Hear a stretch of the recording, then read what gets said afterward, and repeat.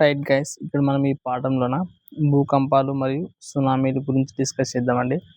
Right, చూడండి, మనకి భూకంపాల గురించి అధ్యయనం చేసే శాస్త్రాన్ని ఏమంటారు అనుకుంటే సిస్మాలజీ అంటారు అనమాట. రైట్, సో భూకంపాల గురించి అధ్యయనం చేసే శాస్త్రాన్ని ఏమంటారు? సిస్మాలజీ అంటారు. రైట్, చూడండి, సో ఈ భూకంపాల గురించి మనకి అధ్యయనం చేయడానికి ఒక సిద్ధాంతం అనేది ఉండదన్నమాట. దాన్ని పలక విరూపక సిద్ధాంతం లేదా ప్లేట్ టెక్టోనిక్ థియరీ అంటారు అనమాట. దీన్ని రూపొందించిన శాస్త్రవేత్త ఎవరు అనుకుంటే WJ మోర్గన్ అనే శాస్త్రవేత్త ఈ పలక విరూపక సిద్ధాంతాన్ని రూపొందించినాడు. ఎప్పుడంటే 1967 సంవత్సరంలోన. రైట్, చూడండి, అసలు భూకంపాలు అనేవి అంటే ఈ వైపరీత్యం అనుకుంటే అనుకోకుండా జరిగే ప్రమాదం అనుకుంటుంది. సో ఈ భూకంపాలు అనేది అందులో భూకంపాలు కూడా ఒకటి అనమాట. సో ఈ భూకంపాల గురించి మాట్లాడేది అసలు ఇట్లా భూకంపాలు అనేది ఈ వైపరీత్యాలు ఏర్పడతాయి అనుకుంటే రెండు ఖండ ఫలకాలు కానీ లేదంటే రెండు సముద్ర ఫలకాలు కానీ. రైట్, మీకు ఇంటి ముందు చెప్తే కదా మనం సో మీకు ఆల్రెడీ మీకు భూ పటలము భూ ప్రావారం గురించి చెప్పేటప్పుడు చెప్పినాను.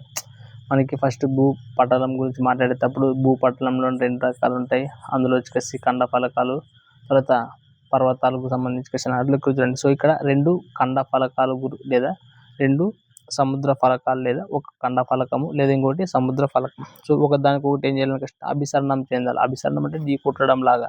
సో అభిసరణం చెందే ప్రదేశాల్లోన ఏమైపోతుంది అంటే ఇలాంటి వైపరీత్యాలు అనేవి ఏర్పడతాయి. ఆ రెండు ఒక దగ్గర కలుసుకునే చోట అంటే ఢీ కొట్టుకునే చోట మనకి అభిసరణం చెందే చోట ఇలాంటి వైపరీత్యాలు అనేటివి ఏర్పడతాయి అన్నమాట.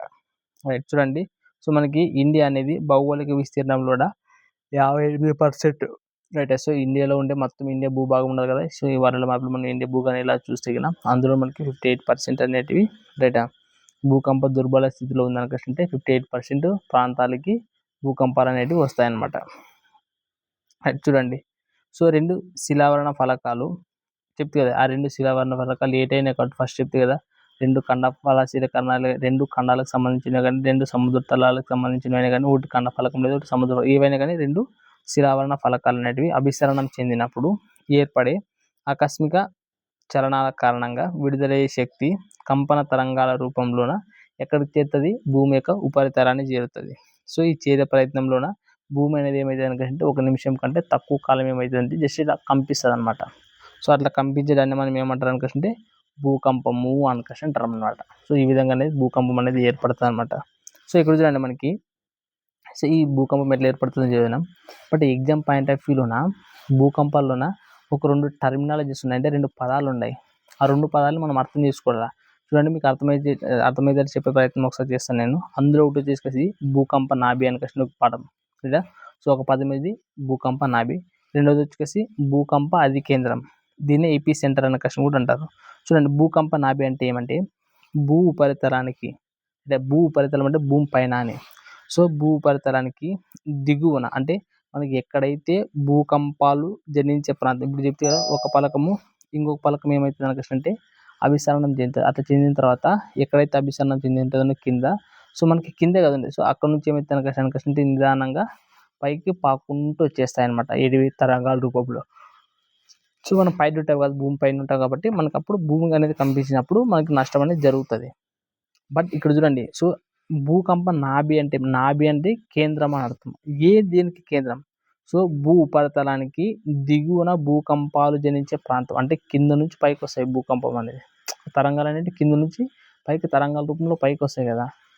సో అట్లా ఎక్కడైతే మనకి స్టార్ట్ అవుతాయో అక్కడ భూకంపాలు జనించే ప్రాంతాన్ని ఈ భూకేంద్ర నాభి అంటారు. గుర్తుపెట్టుకోండి, నాభి అనే దగ్గర భూకంపం అనేది స్టార్ట్ అవుతుందని గుర్తుపెట్టుకుంటే చాలు. నెక్స్ట్ వచ్చేసి భూకంప అధికేంద్రం లేదా ఏపీ సెంటర్ అంటారు. భూకంప అధికేంద్రం లేదా ఏపీ సెంటర్ అంటారు. దీనిలో చూడండి, ఈ ప్రాంతంలోన భూమి ఎక్కువ తీవ్రతతో కంపించబడి ధన ప్రాణ నష్టాలు అనేది ఎక్కువగా ఉంటాయి. రైట్, సో మనకి క్వశ్చన్ ఏ విధంగా అడుగుతారంటే ఇక్కడ మనకి భూకంపం సంభవించినప్పుడు ఈ క్రింది ఏ ప్రాంతంలోన ప్రాణ నష్టం అనేది ఎక్కువగా ఉంటుంది అంటాడు. ఫస్ట్ ఆప్షన్ ఏమికి భూకంప నాభి అని ఇస్తాడు. మనకు భూకంప నాభి అనుకుంటే అందులో భూకంపం పుట్టే చోటు కాబట్టి మనకు అక్కడ ఎక్కువ ప్రాణ నష్టం ఉంటుంది అనుకుంటే అనుకుంటాం, కానీ అసలు అక్కడ ఏముండదు. రైట్, సో మనకి ఎక్కువ ప్రాణ నష్టం జరిగేది ఎక్కడ అనుకుంటే భూకంప అధికేంద్రము లేదా అభి సెంటర్ లేదా అభి సారీ ఏపీ సెంటర్ లేదంటే భూకంప అది కేంద్రము అనకస్ట్ అంటారని మీరు గుర్తుపెట్టుకోండి ఇక్కడ. సో ఇక్కడ ఈ 2 పాయింట్లు బాగా గుర్తుపెట్టుకోండి, ఎగ్జామ్ పాయింట్ ఆఫ్ వ్యూలో అడుగుతాడు. అలాగే మనం లోతును ఆధారంగా తీసుకుని అయితే భూకంపాలను 3 రకాలుగా విభజించవచ్చు అనమాట. రైటా? లోతుని ఆధారంగా చేసుకుని భూకంపాలని మనము 3 రకాలుగా విభజించవచ్చు. అందులో ఫస్ట్ తీసుకొచ్చి గాధ భూకంపాలు. రైటా? గాధ భూకంపాలు. సో 60 కిలోమీటర్స్ లోతులో చూడండి, గాధ భూకంపాలు అనేటివి 60 కిలోమీటర్ లోతులో వస్తాయంట. మాధ్యమిక అనేటివి 60 నుంచి 300 కిలోమీటర్ లోతుల నుంచి వస్తాయంట.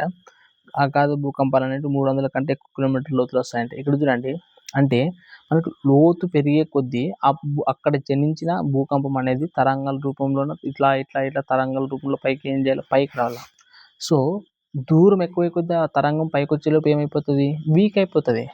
సో ఎంత దూరం నుంచి వస్తుందో మనకు పైకి వచ్చేలోపు అంత వీక్ అవుతుంది. కాబట్టి మనకి ఎంత దూరం నుంచి వచ్చేటివి అంత ప్రమాదకరమైనవి కావన్నమాట. ఏవైతే దగ్గర నుంచి వస్తానో అది తరంగంలో టక్కన పైన చేరుకుంటుంది. సో అప్పుడు మనకి ఎక్కువ నష్టం జరగడానికి అవకాశం ఉంటుంది అనమాట. అందుకోసం వీటిలోన ప్రమాదకరమైన ఏంటి ఫస్ట్ భూకంపాలు. సో ఈ ఫస్ట్ భూకంపాలు ఏంటివి, గాధ భూకంపాలు. సో ఇవి మనకి ఎక్కువ ప్రాణ నష్టాన్ని లేదంటే ఆస్తి నష్టాన్ని కలిగిస్తాయి అన్నమాట. అందుకోసం ఇవి ప్రమాదకరమైనవిగా మనం గుర్తుంచుకోవాలి మీరు. రైట్? ఫస్ట్ గాధ భూకంపాలు ఉంటాయి, తర్వాత మాధ్యమిక భూకంపాలు ఉంటాయి, తర్వాత అగాధ భూకంపాలు ఉంటాయి. గుర్తుపెట్టుకోండి. ఇందులో ప్రమాదకరమైనవి ఏంటి మనకు అంటే గాధ భూకంపాలను గుర్తుపెట్టుకోండి. రైట్? అలాగే ఇంకొకటి మనకి భూకంపాల గురించి మనకి ఇంకొక సిద్ధాంతం ఏదనుకంటే స్థితిస్థాపక నిరోధక సిద్ధాంతం అంటారు. రైట్? దీన్ని ప్రవేశపెట్టినది అంటే హెచ్ఎఫ్ రీడ్. రైట్? చూడండి, సో మీకు ఏమని చెప్తే ఇంతకుముందే భూకంపాలు అంటే ఒక పలకం మరి ఇంకొక పలక అభిసరణం చెందినప్పుడు అక్కడ నుంచి మనకి ఏమవుతుంది అనుకోవచ్చు అంటే భూకంపం పడే లేదు ఏదైనా కానీ వైపరీత్యం అనేది స్టార్ట్ అవుతుంది. సో అక్కడ మనకంటే ఏమవుతుంది, ఎక్కడైతే భూకంపం స్టార్ట్ అవుతుందో అక్కడ తరంగాల రూపంలో మనకి ఏమవుతుంది అనుకుంటే పైకి వచ్చేస్తుంది. సో అట్లా మనకి ఈ రకాలు ఎన్ని రకాలు ఉంటాయి, ఈ తరంగాలు అనేవి 3 రకాలు ఉంటాయి అన్నమాట. అందులో వచ్చేసి ఫస్ట్ది ప్రాథమిక తరంగాలు, రెండవది వచ్చేసి ద్వితీయ తరంగాలు, మూడవది వచ్చేసి తృతీయ తరంగాలు అంటారు. వీటిని పి తరంగాలు, ఎస్ తరంగాలు, తర్వాత ఎల్ తరంగాలు అనుకష్టాన్ని గుర్తుపెట్టుకోండి. రైట్? ఇవి ఇంపార్టెంట్ చూడండి, బాగా గుర్తుపెట్టుకోండి. ఫస్ట్ ఈ ప్రాథమిక తరంగాల్ని తోసే తరంగాలు అంటారు. ఇవి అతి వేగంగా ప్రయాణించే తరంగాలు మరియు అణుదైర్ఘ్య తరంగాలు. రెండవది వచ్చేసి కదిలించే తరంగాలు, ఇవి వచ్చేసి తిర్యక్ తరంగాలు. ఫస్ట్ అణుదైర్ఘ్యము, ఇది తిర్యక్ తరంగము. ఇక ఆల్రెడీ చెప్పిన మళ్ళీ అణుదైర్ఘ్య తరంగాలు అంటే ఏమి, తిర్యక్ తరంగాలు అంటే మీకు చెప్పాల్సిన అవసరం లేదు. అలాగే నెక్స్ట్ ఎల్ తరంగాలు. సో వీటిని లో తరంగాలు అంటారు. సో భూమిపైన విపరీత నష్టాన్ని కలిగజేస్తాయి. ఇవన్నీ ఇంపార్టెంట్ పాయింట్ ఏమైనా ఉన్నదంటే ఇదే.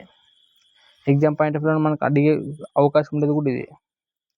అంటే సో ఎక్కువ మనకి ఈ వీటిలో ఏమడుగుతుంటే అతి వేగంగా ప్రయాణించే తరంగాలు అంటే ప్రాథమిక తరంగాలు.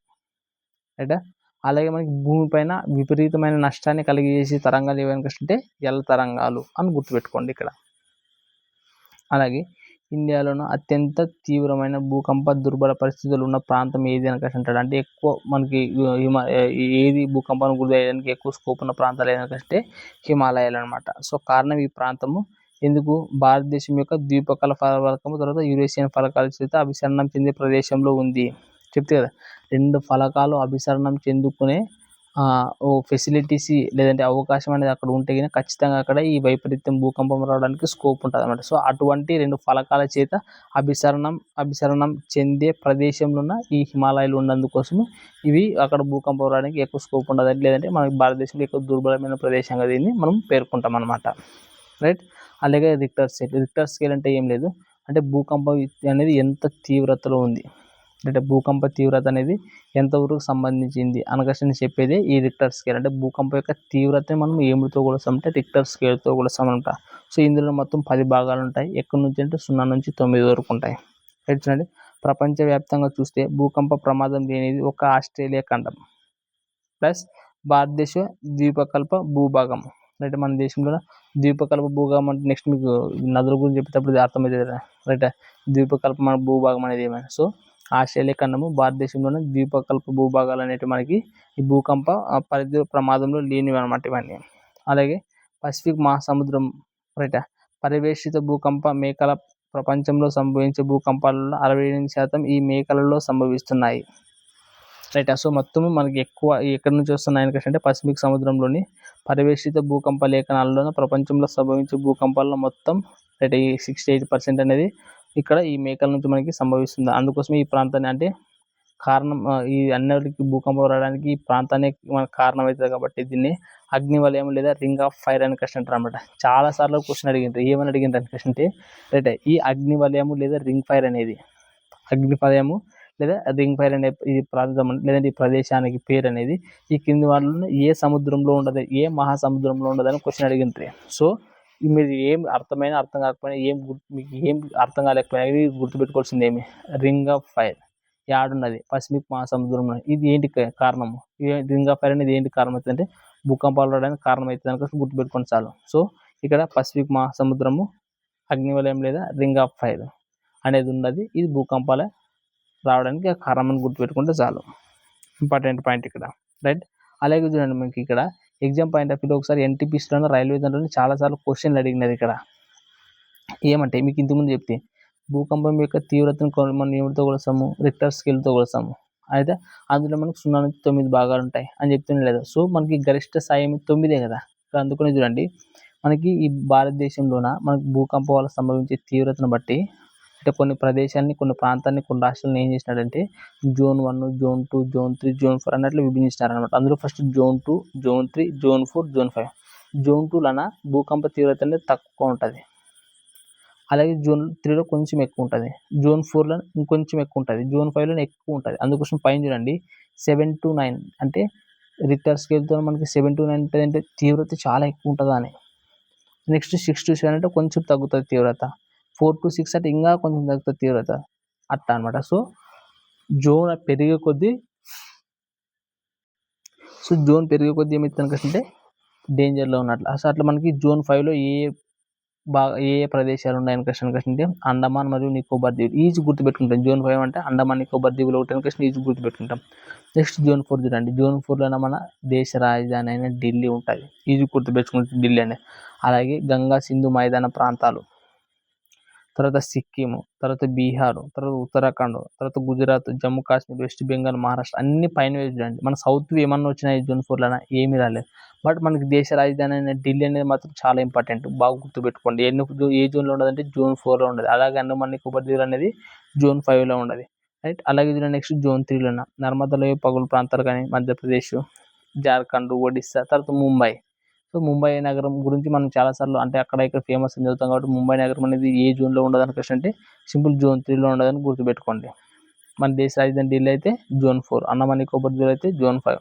అలాగే మన ఆంధ్రప్రదేశ్, తెలంగాణకు సంబంధించి తమిళనాడు కానీ అంటే మన సౌత్ రాష్ట్రాలు అన్నీ యాడ్ తెచ్చినాయంటే మ్యాక్సిమం అన్నీ జోన్ 2లోనే ఉన్నాయి. ఎందుకంటే మన రాష్ట్రాలకి భూకంపం అనేది చాలా రేరు వస్తుంటుంది అనమాట. ఎప్పుడో ఒకసారి వస్తుంటుంది కానీ తరచుగా అనేది రాదనమాట. అందులో తీవ్రత కూడా నష్టమే ఎక్కువ నష్టపోము అనమాట. బికాజ్ ఆఫ్ మన తెలుగు రాష్ట్రాలు మ్యాక్సిమం అన్నీ ఎక్కడ ఉంటాయంటే జోన్ 2లోనే ఉంటాయన్నమాట రైట్. అలాగే చూడండి ప్రపంచ సునామీ ముందస్తు హెచ్చరిక కేంద్రం ఎక్కడున్నదంటే హైనహోల్లోన. అది ఎక్కడున్నదంటే యూఎస్లోన. అలాగే భారత్లో సునామీ ముందస్తు హెచ్చరిక కేంద్రం ఎక్కడున్నదంటే మన హైదరాబాద్లో ఉన్నది.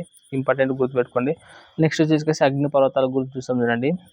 సో ప్రపంచంలోనే అత్యంత ఎత్తులో ఉన్న అగ్నిపర్వతం ఏది? కోటాపాక్సి అగ్నిపర్వతం ఈక్వెడార్లో ఉన్నది. ఇంపార్టెంట్ చాలా సార్లు మనకి రైల్వేలో డైరెక్ట్ క్వశ్చన్ అడుగుతుంటుంది. ప్రపంచంలోనే అత్యంత ఎత్తైన అగ్నిపర్వతం ఏది? కోటాపాక్సి అగ్నిపర్వతం ఎక్కడ ఉండదు? ఇది ఈక్వెడార్లో ఉండదు. అలాగే చూడండి సో కాల్టేరా లేదా జ్వాలాబిల సరస్సు అంటే అది ఏదని క్వశ్చన్ అంటే లూనార్. కాల్టేరా లేదా జ్వాలాబిల సరస్సు అని క్వశ్చన్ ఏ సరస్సు పిలుస్తారంటే లూనార్ సరస్సు పిలుస్తారు. అది ఎక్కడ ఉన్నదంటే మహారాష్ట్రలో ఉన్నది. అలాగే కాల్టేరా అనగా విశాలమైన అగ్నిపర్వత జ్వాలాబిలాలు అని. సో కాల్టేరా అంటే ఏమి విశాలమైన అగ్నిపర్వత జ్వాలాబిలాలుని మనం కాల్టేరా అని క్వశ్చన్ అనమాట. అలాగే చూడండి మనకి ఈ అగ్నిపర్వతాలను మనకి ప్రపంచంలో అత్యధిక అగ్నిపర్వతం ఏది అయితే కోటాపాక్సి అగ్నిపర్వతం ఈక్వెడార్లో ఉండదు. ఇది ఒక పాయింట్ మీరు గుర్తుపెట్టుకున్న తర్వాత మనకి ఈ అగ్నిపర్వతాల్లోనే సో మనకి హిమాలయ ఇప్పుడు కొన్ని ఖండాలు ఉంటాయి కదా. ఆ ఖండాల్లోన మీకు చెప్తాను అంటే ఇవి కూడా ఒక రకమైన పర్వతాల్లాగా ఎక్కడెక్కడ ఉన్నాయి అనే క్వశ్చన్ అనేది మీరు ఇక్కడ గుర్తుపెట్టుకోవాలి ఖచ్చితంగా మీరు రైట్. ఎక్కువ మనకి ఇక్కడ వీటిని మ్యాచ్ ద ఫాలోయింగ్ అడగడానికి చాలా స్కోప్ ఉన్న ప్లేస్ చూడండి.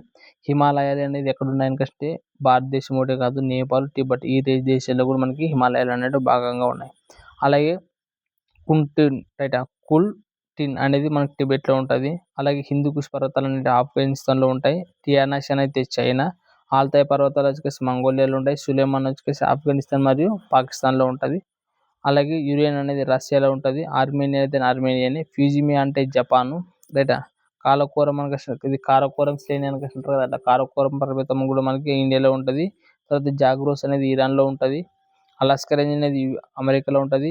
చూడండి అమెరికన్ అన్ని అమెరికన్ ఇక్కడ అలాస్కా రేంజ్, సియాలా వాడా, తర్వాత అపలేషియన్ అన్ని అవి యూఎస్ఏలోనే ఉంటాయి. బట్ ఒక మెకాంజీ మాత్రం కెనడాలో ఉంటుందని గుర్తుపెట్టుకోండి. మెకాంజీ చాలాసార్లు ఎగ్జామ్లో అడిగేట్టు చూడండి మెకాంజీ అని, రైట్. అలాగే దక్షిణ అమెరికాలో ఆండీస్ పర్వతాలు, చిలీ, పెరు, బొలివియా, తర్వాత సెరియా, పాకాడ్రామా, బ్రెజిల్, వెనిజులాలో ఉంటాయి అన్నమాట ఇవన్నీ, రైట్. ఆండీస్ పర్వతాలు అయితే చిలు, పెరు, బొలివియాలో ఉంటాయి. సెరియా, పాకాడ్రామా అనేవి బ్రెజిల్ మరియు వెనిజులాలో ఉంటాయి అన్నమాట. అలాగే యూరోప్లోనే వచ్చేసి ఆల్ఫా పర్వతాలు, ఏ ఆల్ఫా పర్వతాలు ఏ దేశంలో ఉంటాయంటే జర్మనీ మరియు స్విట్జర్లాండ్ అని. పైరినీస్ పర్వతాలు ఆస్ట్రేలియా మరియు స్పెయిన్లో ఉంటాయి. కాకస్ పర్వతాలు అయితే రష్యాలో ఉంటాయి. యూరన్ పర్వతాలు కూడా రష్యాలోనే ఉంటాయి. అలాగే డార్లింగ్, పిండర్స్, గ్రేట్ డివైడింగ్ రేంజ్ అనేది చాలా గ్రేట్ డివైడింగ్ రేంజ్ ఎక్కువ సార్లు అడిగింది. యా ఖండం మనకసి అడిగింది ఆస్ట్రేలియా. ఆస్ట్రేలియా దేశమైన ఖండమైన ఒకటే కాబట్టి ఒకే దేశం ఒకే ఖండం వచ్చేసి ఆస్ట్రేలియా, రైట్. ఈ గ్రేట్ డివైడింగ్ రేంజ్ అనేది ఎక్కడ ఉంటుంది అనకసి అంటే ఆస్ట్రేలియాలోనే ఉంటుంది అనమాట. అలాగే రైట్. అలాగే వెరీ ఇంపార్టెంట్ డ్రాకెన్స్బర్గ్ పర్వతాలు ఎక్కడ ఉంటాయి అనకసి అడుగుతుంటారు చాలా సార్లు, సౌత్ ఆఫ్రికాలో. అలాగే ఇది కిలిమంజారో కూడా అడిగినారు, టాంజానియా అనకసి. ఇంకా అట్లాస్ అయితే మొరాకో మరియు అల్జీరియా అనకసి. అలాగే ఇది లాస్ట్ టైం గ్రూప్ డిలో డైరెక్ట్ క్వశ్చన్ ఇది. ప్రపంచంలోనే అతిపెద్ద హిమనీనదం ఏదనికంటే బియార్డ్ మోరే హిమనీనదం. ప్రపంచంలోనే అతిపెద్ద హిమనీనదం ఏది? బియార్డ్ మోరే హిమనీనదం. ఎక్కడ ఉన్నదంటే అంటార్కిటికా ఖండంలో ఉండదని గుర్తుపెట్టుకోండి, రైట్. అలాగే వచ్చేసి నెక్స్ట్ మనం జలపాతాల గురించి నేర్చుకుంటాం. ఇక్కడ చూడండి, ప్రపంచంలోనే అత్యంత ఎత్తైన జలపాతం ఏది అంటే ఏంజల్స్ జలపాతం. అది ఎక్కడ ఉన్నది అనకసి అంటే ఏ నది పైన ఉన్నదంటే ఒరినాకో నది పైన ఉండదు. ఒరినాకో నది ఎక్కడ ఉన్నది అనకసి అంటే వెనిజులాలో ఉండదు. సో ప్రపంచంలోనే అత్యంత ఎత్తైన జలపాతం ఏంజల్స్ జలపాతం ఒరినాకో నది పైన ఉండదు. ఏ దేశం అంటే వెనిజులా.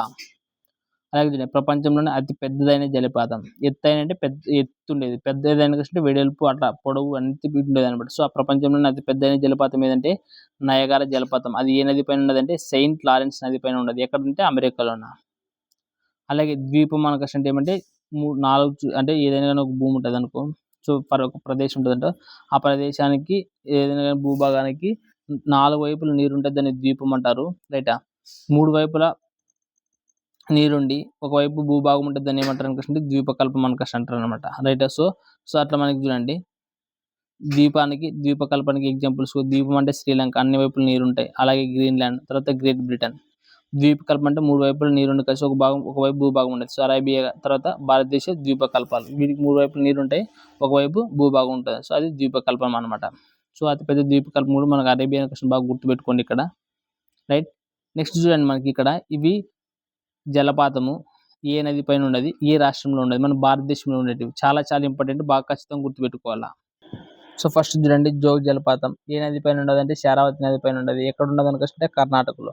నేను మీకు చెప్తా చూడండి, ఈ జలపాతాలు ఎక్కడున్నాయి, ఏ నది పైన, ఏ రాష్ట్రంలో అంటే కంపల్సరీ నేర్చుకోవాల్సిందే. మీరు బట్టి అని కొట్టండి, ఏమని కొట్టండి, కంపల్సరీ నేర్చుకోవాల్సిందే. అలాగే ఎన్న కృష్ణా నది పైన కర్ణాటక. ఎడ్డా జలపాతం ఎడ్డా నది పైన ఉండదు మహారాష్ట్రలో, మధ్యప్రదేశ్లో. అలాగే శివ నది, ఈ శివ అనేది జలపాతం ఎక్కడ ఉందంటే కావేరి నది పైన ఉన్నది. ఎక్కడంటే కర్ణాటక. అలాగే హిందూ సుబర్ణలేఖ రాంచీ జార్ఖండ్. అలాగే కిల్వి మహానది ఛత్తీస్గఢ్. అలాగే నెక్స్ట్ పైకారా జలపాతం కావేరి నది పైన ఉన్నది కర్ణాటక. సేమ్ హుగానగర్ కూడా కావేరి కర్ణాటక, హుగానగర్ కూడా. అలాగే చిత్రకూట్, ఎన్నిసార్లు ఎగ్జామ్లో అడిగింది చూడండి, ఈ చిత్రకూట్ అనేది జలపాతం ఏ నది పైన ఉండదు అనకసి ఇంద్రావతి నది పైన ఉండదు అంటే ఎక్కడ అనకసి ఛత్తీస్గఢ్. అలాగే డుడుమ జలపాతం వచ్చేసి ఏ నది పైన ఉండదు అంటే మార్చకండ్, ఎక్కడంటే ఏపీలోనే. సో ఏపీలో ఉండేటి బాగా గుర్తుపెట్టుకోండి, డుడుమ జలపాతం, ఎత్తిపోతల జలపాతం, ఒకటి మార్చకండ్, ఇంకోటి కృష్ణా, రెండు వచ్చేసి ఆంధ్రప్రదేశ్లో విశాఖలో గుంటూరులో ఉంటుంది. అలాగే మనకి తెలంగాణకు వచ్చేసి కుంతల, కడమ అనేది గుర్తుపెట్టుకోండి తెలంగాణలో, రైట్, ఆదిలాబాద్ జిల్లా, రైట్. సో మనకి ఇది జాగ్రఫీ యొక్క పాఠం. నెక్స్ట్ పార్ట్ మనం నెక్స్ట్ చూద్దామని మళ్ళీ.